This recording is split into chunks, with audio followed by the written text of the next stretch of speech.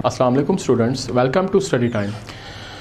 9 class science group का mathematics का chapter number 1 है मैट्रिसेस एंड डिटर्मिनेंट्स। उसकी जो लास्ट एक्सरसाइज है 1.6 उसका स्टार्ट लेने जा रहे हैं। उसका जो क्वेश्चन नंबर 1 है उसके टोटल 9 या 10 पार्ट्स हैं। उसका जो स्टेटमेंट है वो पढ़ने जा रहे हैं, जो कि है use matrices if possible to solve the following systems of linear equations by matrix inversion method and Cramer's rule. Matrices की जो चैप्टर है उसकी जो 1.6 एक्सरसाइज है, इसमें हमारे पास जो क्वेश्चन जो मैं करने लगा हूँ most important question according to examination point of view.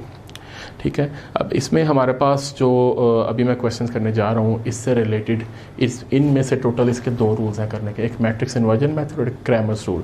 ठीक है, इन दोनों में से कोई एक रूल 100% बोर्ड के इम्तहानों में अगर आप देखें तो आपका डिटेल क्वेश्चन का एक पार्ट सेट होता है इसमें से। ठीक है, और ये नहायत इंपॉर्टेंट वीडियो है आपके लिए। ठीक है, और इस वीडियो को आपने बहुत गौर से सुनना है, बहुत गौर से देखना है। ठीक है, जो भी इसमें डिफ़िकल्ट या इसमें कोई भी ऐसे पॉइंट्स होंगे उनको बड़ा ब्रीफली मैं इंशाल्लाह एक्सप्लेन करने की कोशिश करूंगा।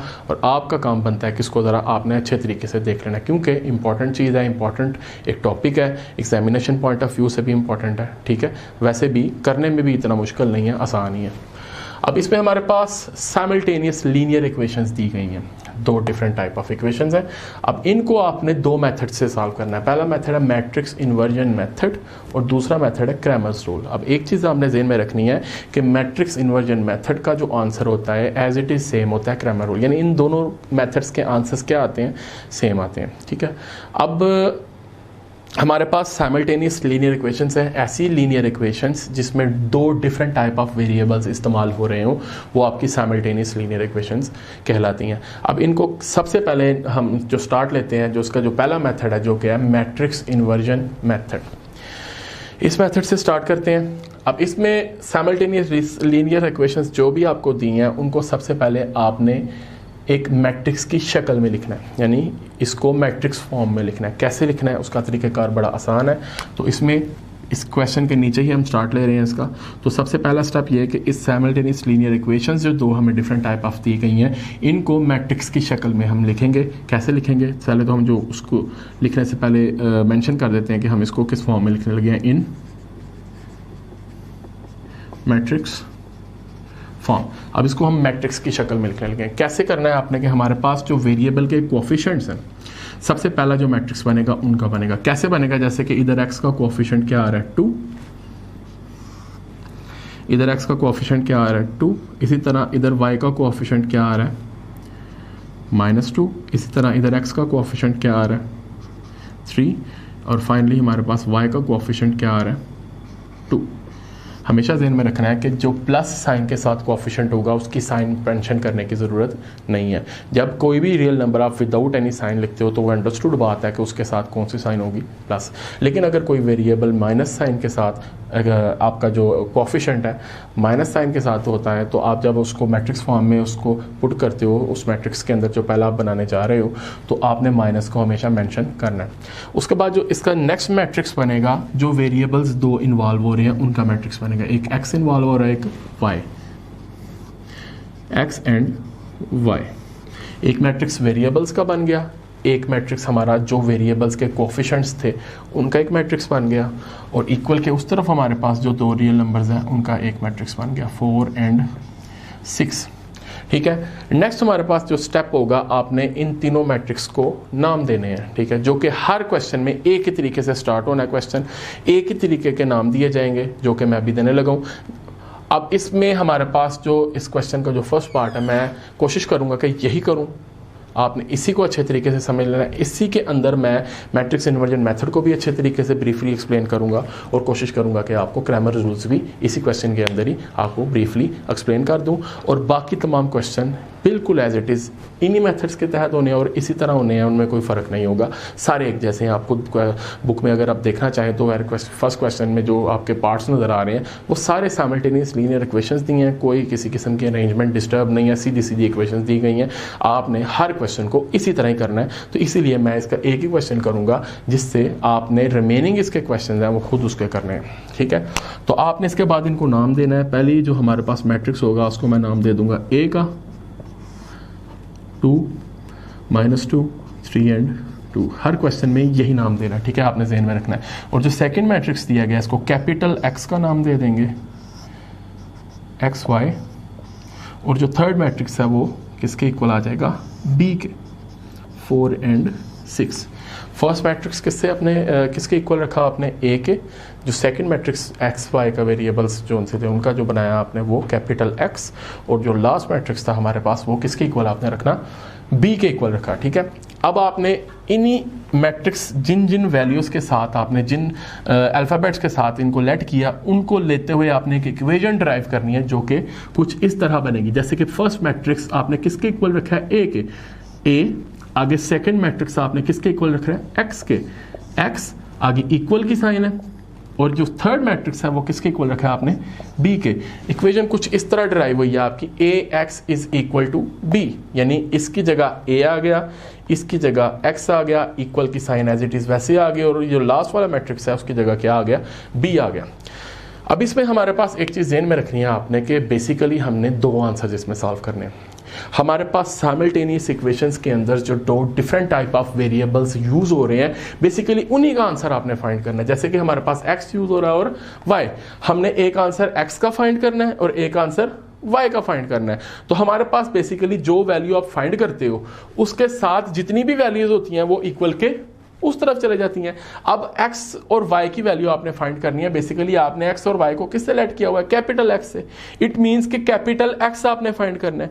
जो वैल्यू आप फाइंड करते हो उसके साथ जितनी भी वैल्यूज होती हैं वो किधर चले जाती हैं, इक्वल के उस तरफ।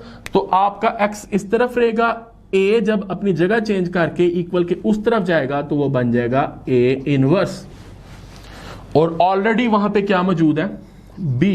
इसको आप नाम दे दोगे इक्वेशन नंबर 1 का।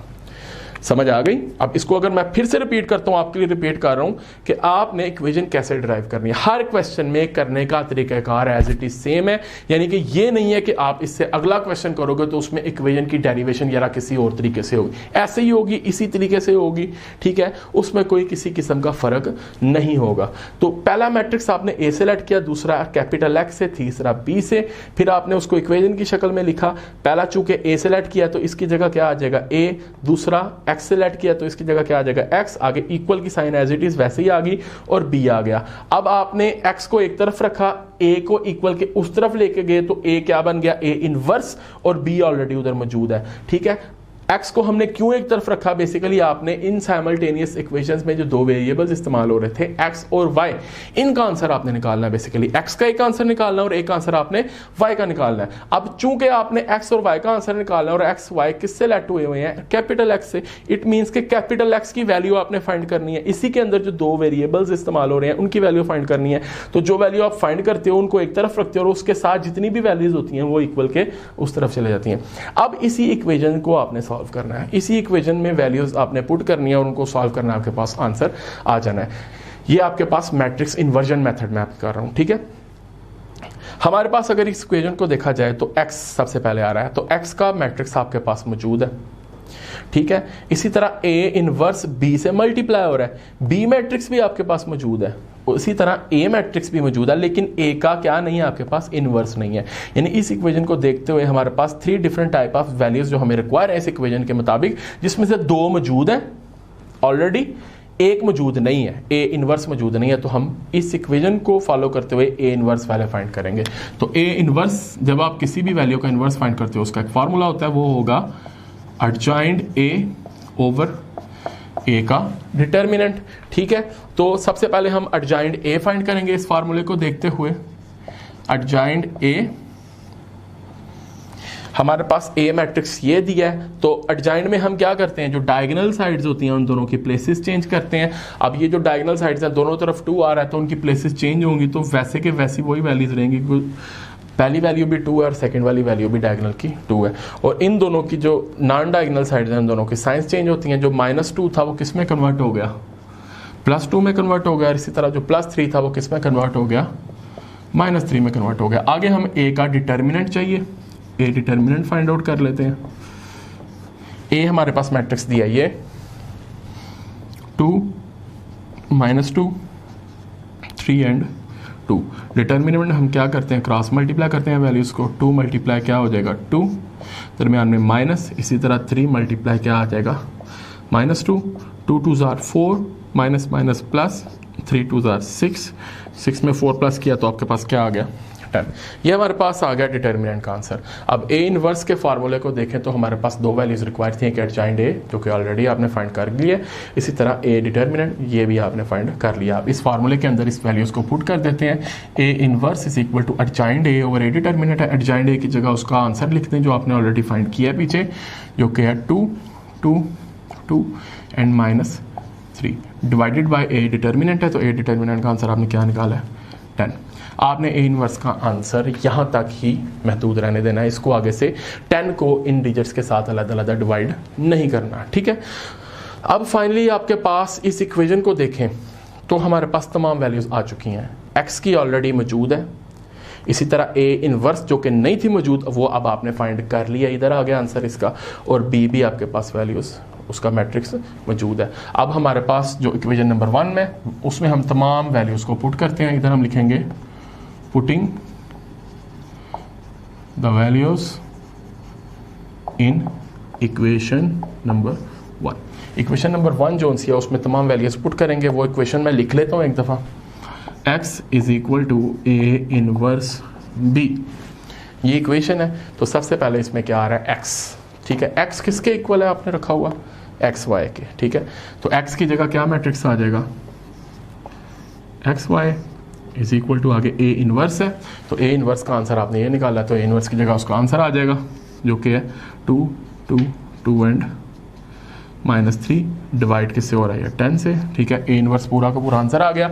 आगे हमारे पास आ गया बी का जो मैट्रिक्स है जो कि ऑलरेडी आपने लेट किया हुआ है, ये मैट्रिक्स बी से, बी इसके इक्वल है 4 6 के, तो उसको वैसे ही पुट कर दें 4 एंड 6। इसी तरह एक्स वाई वैसे ही साथ चलते हुए आएगा, इज इक्वल टू इन दोनों को आपस में मल्टीप्लाई कर देंगे, multiplication rows and column wise होगी, ये वाला रो इस वाले कॉलम के साथ मल्टीप्लाई होगी, यानी 2 multiply by 4 plus 2 multiply by 6।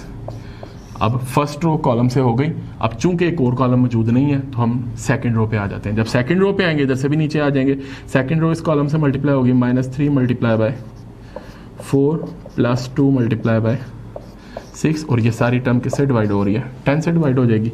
X Y वैसे ही एज इट इज साथ लिखते जाएंगे, इज इक्वल टू 4 2 ज़ार 8 प्लस 6 2 ज़ार 12,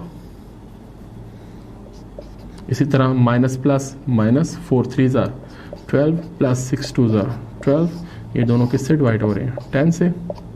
मज़ीद अगर देखें इसको नीचे सॉल्व करते हैं, x y is equal to 12 में 8 प्लस किया तो क्या आ गया 20, ये कैंसल आउट हुआ क्या आ गया 0, ये दोनों किससे डिवाइड हो रहे हैं 10 से। अब इन दोनों को अलग-अलग 10 से डिवाइड कर देंगे तो आपके पास 20/10 और इसी तरह 0/10, 10 2 ज़ार 20, 0 से डिवाइड होगा तो क्या आ जाएगा 0, इधर 2 आ गया, नीचे क्या आ गया 0, और लेफ्ट पे कंटिन्यूसली आपने एक्स वाई को साथ चलाते जाना है। अब देखा जाए तो एक्स इधर से ऊपर वाला डिजिट हमारे पास जो अल्फ़ाबेट वो है एक्स, और इधर से फर्स्ट डिजिट हमारे पास रियल नंबर क्या आ रहा है 2।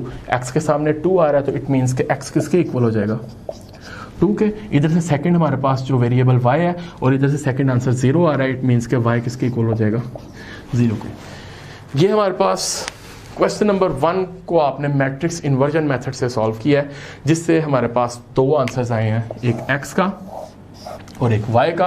x का आंसर आया 2 और y का आंसर आया 0, ठीक है। ये इसका तरीक़ेकार था, और इस क्वेश्चन के इस एक्सरसाइज के तमाम क्वेश्चंस अगर आप मैट्रिक्स इन्वर्जन मेथड से करना चाहो तो तमाम के तमाम सेम है, यानी कोई किसी किस्म का क्वेश्चन में कोई फ़र्क नहीं है। अगर इसकी समझ आपको ब्रीफली आ जाती है, काइंडली अगर आपको किसी पॉइंट की समझ नहीं आती तो बार बार रिवाइंड करके पीछे करके वीडियो को एक दफ़ा बार बार देखिएगा, तो उम्मीद है कि इंशाल्लाह आपको एक ही दफ़ा देख के समझ आ जाएगी। अगर कोई प्रॉब्लम होती है, फिर भी कोई मसला होता है, तो काइंडली आप कमेंट सेक्शन में इसको आपने ब्रीफली बताना है कि ये जगह से हमें नहीं समझ आई, तो काइंडली आप दोबारा से रिपीट कर दें, तो मैं एक नई वीडियो आपके लिए उसको अपलोड कर दूंगा, ठीक है। तो ये आपका मैट्रिक्स इन्वर्जन मेथड था, और नेक्स्ट हम स्टार्ट करते हैं क्रैमर रूल। तो और एक चीज़ ध्यान में रखनी है कि क्रैमर रूल और मैट्रिक्स इन्वर्जन मेथड्स दोनों के आंसर्स क्या आते हैं, सेम आते हैं, ठीक है। हम स्टार्ट करेंगे क्रैमर रूल। जी स्टूडेंट्स, अब हम स्टार्ट करेंगे इसी क्वेश्चन को, जो क्वेश्चन नंबर 1 है, इसको क्रैमर रूल से करेंगे। क्रैमर रूल को करने से पहले हमारे पास ये आपको पता होना चाहिए कि बेसिकली हम इसमें दो आंसर्स निकालते हैं। जो हमारे पास इस साइमल्टेनियस इक्वेशन में दो वेरिएबल्स यूज़ हो रहे हैं, बेसिकली उन्हीं के आंसर आते हैं। एक आंसर आपका x का आना है और एक आंसर आपका y का आना है। अब x का आंसर फाइंड करने के लिए एक स्पेसिफिक फार्मूला है, उस फार्मूले को फॉलो करना पड़ेगा, और y का आंसर निकालने के लिए भी एक फार्मूला है। तो वो फार्मूला आप ज़हन में रखेंगे, उस फार्मूले को फॉलो करते हुए आपने क्रैमर रूल में से x की भी वैल्यू फाइंड करनी है और y की भी वैल्यू फाइंड करनी है। तो हमारे पास जो x को फाइंड करने का फार्मूला है वो मैं लिख रहा हूँ, वो है ax determinant over a determinant, ठीक है। इसी तरह y की वैल्यू फाइंड आउट करने का जो फार्मूला है वो है ay का डिटर्मिनेंट ओवर ए डिटर्मिनेंट। अब देखें, इसमें हमने basically 3 different type of matrices के डिटर्मिनेंट निकालने हैं और उनको आपस में डिवाइड करके आंसर निकालना है। एक हमने डिटर्मिनेंट निकालना है AX मैट्रिक्स का, एक हमने डिटर्मिनेंट निकालना है AY मैट्रिक्स का, और एक हमने डिटर्मिनेंट निकालना है A मैट्रिक्स का, मैट्रिक्स A का, ठीक है। तो जब आपके पास इन तीनों डिटर्मिनेंट के आंसर्स आ जाएंगे, जस्ट आपने इधर पुट करना है और उनको आपस में क्या कर देना है, डिवाइड कर देना है। यही आपका क्रैमर रूल है। और क्रैमर रूल का भी स्टार्ट उसी तरह ही होगा जैसे कि आप मैट्रिक्स इन्वर्जन मेथड में स्टार्ट करते हो कि हमारे पास जो साइमल्टेनियस लीनियर इक्वेशंस दी जाती हैं उनको मैट्रिक्स की शक्ल में लिखना है। सबसे पहले आपने इन मैट्रिक्स फॉर्म, तो मैट्रिक्स फॉर्म में हम क्या करते हैं, जो वेरिएबल्स के कोएफिशिएंट्स हैं उनका एक मैट्रिक्स बना लेते हैं, जो कि पहला कोएफिशिएंट आपको 2 नज़र आ रहा है, इधर -2 है, इधर 3 है और इधर क्या आ गया 2। और हमारे पास नेक्स्ट मैट्रिक्स बनता है जो दो वेरिएबल्स हैं x और y उनसे रिलेटेड, और उसके बाद इक्वल के उस तरफ जो हमारे पास रियल नंबर्स दिए जाते हैं उनका एक मैट्रिक्स अलग से हम बना लेते हैं। नेक्स्ट टाइम हम क्या करते हैं, इनको लेट करते हैं। लेट पहला मैट्रिक्स A से लेट हो जाता है, 2 -2 3 एंड 2, और जो सेकंड मैट्रिक्स है उसको आपने x से कैपिटल X से लेट करना है जो कि है XY, एंड थर्ड मैट्रिक्स आपने किस से लेट कर देना है, B से, जो कि है 4 6। लेट करने के बाद अब थोड़ा सा चेंज आएगा, जैसे कि आप मैट्रिक्स इन्वर्जन मेथड में इसके बाद इसकी एक इक्वेशन डिराइव करते हो। अब ऐसा कुछ नहीं करना है आपने। अब बेसिकली आपको 3 डिफरेंट टाइप ऑफ मैट्रिसेस चाहिए और फिर उनके आपने बेसिकली अलग-अलग क्या फाइंड करने हैं, डिटर्मिनेंट फाइंड करने हैं। सबसे पहले हमारे पास AX का मैट्रिक्स होना चाहिए। AX का मैट्रिक्स आपने कैसे फाइंड आउट करना है, सिंपल तरीक़ेकार है। A मैट्रिक्स आपके पास है, ठीक है, आप इसका डिटर्मिनेंट आसानी से फाइंड कर लोगे। अब हमारे पास AX मैट्रिक्स कैसे आएगा, सिंपल है तरीक़ाकार। AX मैट्रिक्स जो कि मैं फाइंड आउट करने लगा हूँ वो है A मैट्रिक्स जो होगा, ज़हन में रखना है, जो मैट्रिक्स नंबर A है इस पे ज़रा आ जाए, उसको ज़रा देखें ध्यान से। उसका जो फर्स्ट कॉलम होगा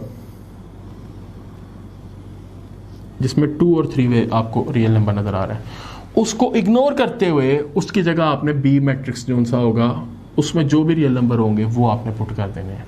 यानी कि 2 3 की जगह क्या लिख देना है आपने, 4 6, और ये जो बाकी रिमेनिंग डिजिट्स हैं वो एज इट इज़ वैसे के वैसे रहेंगे। तो AX मैट्रिक्स कुछ इस तरह बनाया जाएगा कि फर्स्ट ये A का मैट्रिक्स यानी मैट्रिक्स नंबर A जो उनसा है उसका फर्स्ट कॉलम की जगह B का मैट्रिक्स पुट कर देना जो कि है 4 6, यानी 2 3 की जगह क्या आ गया 4 6, और -2 और 2 वैसे ही रहेगा, ठीक है।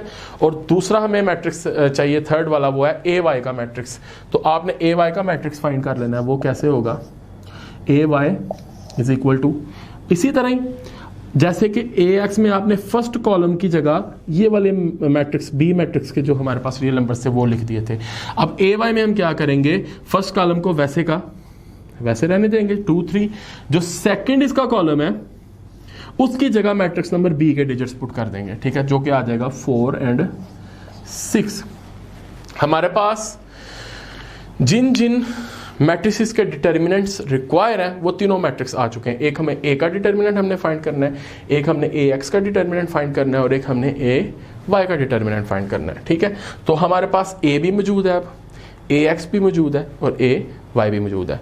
AX और AY कैसे आए, मैं एक दफ़ा रिपीट कर देता हूँ कि AX जब आपने मैट्रिक्स बनाना है, उसको लिखना है, उसको फॉर्म करना है, कैसे करना है कि जो मैट्रिक्स नंबर A है उसके फर्स्ट कॉलम की जगह मैट्रिक्स नंबर बी के जो डिजिट्स हैं वो लिख देने, यानी फर्स्ट कॉलम में 2 3 है, 2 3 की जगह क्या लिख देना है 4 6, और ये जो सेकंड कॉलम है वैसे का वैसे रहने देना है। इसी तरह जब आप ए वाई मैट्रिक्स बनाओगे, फर्स्ट कॉलम वैसे का वैसे रहेगा, सेकंड कॉलम की जगह बी का मैट्रिक्स यानी 4 6 वो लिख दिया जाएगा। ये इसका तरीकेकार है। अब हमें बेसिकली इन तीनों मैट्रिक्स के क्या चाहिए, डिटर्मिनेंट चाहिए। तो सबसे पहले हम ए का डिटर्मिनेंट फाइंड कर लेते हैं। ए डिटर्मिनेंट, ए हमारे पास मैट्रिक्स दिया गया है 2 3 -2 एंड 2, क्रॉस मल्टीप्लाई करते हैं डिटर्मिनेंट में हम, 2 मल्टीप्लाई हो जाएगा 2 के साथ, दरमियान में -3 मल्टीप्लाई हो जाएगा -2 के साथ, 2 2 4 माइनस माइनस प्लस 3 2 6, 6 में 4 प्लस किया क्या आ गया 10। इस फार्मूले को देखते हुए x का भी और y का भी ए डिटर्मिनेंट का आंसर आपके पास आ चुका है, जो कि क्या है 10। अब हमें किसका डिटर्मिनेंट चाहिए, ax का डिटर्मिनेंट। ax मैट्रिक्स जो कि ये ऑलरेडी आपने फाइंड किया नीचे, जिसको फॉर्म किया है, ax का डिटर्मिनेंट जब आप फाइंड करेंगे तो उसका मैट्रिक्स जो है वो लिख लेंगे, वो है 4 -2 6 2। डिटर्मिनेंट में हम क्रॉस मल्टीप्लाई करते हैं, इनको क्रॉस मल्टीप्लाई करेंगे, 4 multiply by 2 -6 multiply by -2, 4 2 8 minus minus plus 6 2 12, 12 में 8 प्लस करेंगे तो क्या आ जाएगा 20। ए डिटर्मिनेंट भी हमारे पास आ गया, जो कि दोनों वैल्यूज़ के साथ अलग अलग डिवाइड हो रहा है। एक्स वाली फार्मूले में भी ए डिटर्मिनेंट डिवाइड हो रहा है, वाई वाले फार्मूले में भी ए डिटर्मिनेंट नीचे डिवीजन हो रही है उसकी। तो ए डिटर्मिनेंट का भी आंसर आ गया, एक्स के डिटर्मिनेंट का भी आंसर आ गया। फाइनली हमारे पास क्या रह गया अब, ए वाई का डिटर्मिनेंट, जो कि हम इधर फाइंड करेंगे। A Y determinant is equal to, A Y का मैट्रिक्स आपने ये फाइंड किया हुआ है, वो क्या है 2 3 4 एंड 6, क्रॉस मल्टीप्लाई करेंगे इनको, 2 मल्टीप्लाई बाय 6, दरमियान में -3 मल्टीप्लाई बाय 4, 2 6 से हो गया, 3 4 से हो गया, दरमियान में माइनस आ गया, 6 2 12 -4 3 12, ये कैंसिल आउट हुआ, क्या आ गया आपके पास 0। अब इस फार्मूले को देखते हुए एक्स का जो फार्मूला है वो है A x determinant over A determinant. इसमें ए एक्स डिटर्मिनेंट का भी आंसर आपके पास आ चुका है और ए डिटर्मिनेंट का भी आंसर आपके पास आ चुका है। और वाई को अगर देखें तो ए वाई का determinant over A determinant, A Y determinant का आंसर आपने ये निकाला है और ए डिटर्मिनेंट का आंसर ऑलरेडी पीछे फाइंड कर चुके हो आप। तो x is equal to A x determinant का आंसर क्या निकाला आपने 20, तो ए एक्स डिटर्मिनेंट की जगह क्या आ गया 20, नीचे ए डिटर्मिनेंट का आंसर आपने क्या निकाला है 10, तो उसकी जगह क्या आ गया 10। इसी तरह y को देखते हैं, ए वाई डिटर्मिनेंट का आंसर आपने क्या निकाला है 0, उसकी जगह क्या आ गया 0। इसी तरह ए डिटर्मिनेंट का आंसर ऑलरेडी आपने पीछे क्या निकाला हुआ है 10, उसकी जगह 10 आ गया। x इज इक्वल टू 10 2 20, इधर 2 आ गया और y इज इक्वल टू 0 से डिवाइड हो रहा है 10, और 0 से जो भी वैल्यू डिवाइड होती है क्या आता है 0, तो x इज इक्वल टू 2 आ गया और y इज इक्वल टू क्या आ गया 0। ये आपका क्रैमर रूल्स था और आप इसका कंपैरिजन मैट्रिक्स इन्वर्जन मेथड के आंसर से करें तो वो भी x इज इक्वल टू 2 ही था और y इज इक्वल टू 0 ही था। तो यही इसकी सबसे बड़ी निशानी है ठीक होने की, कि दोनों मेथड को अगर आप कंबाइनली सॉल्व करते हो तो दोनों के आंसर अगर इक्वल आ जाए, इट मीन्स कि आपने मैट्रिक्स इन्वर्जन मेथड भी ठीक किया और आपने क्रैमर रूल भी ठीक किया।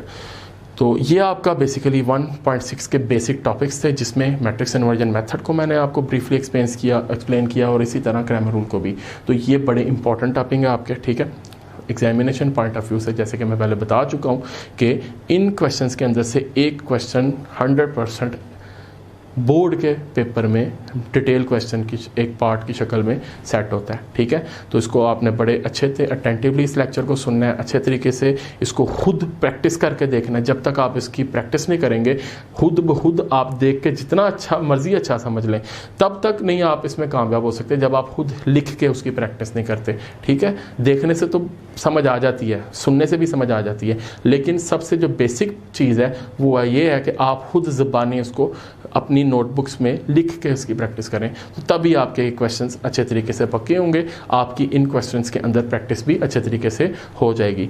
तो इंशाल्लाह नेक्स्ट लेक्चर में हम आगे से मज़ीद जो अगला कोर्स है उसको डिस्कस करेंगे मैथ से रिलेटेड। तब तक के लिए अल्लाह हाफ़िज़।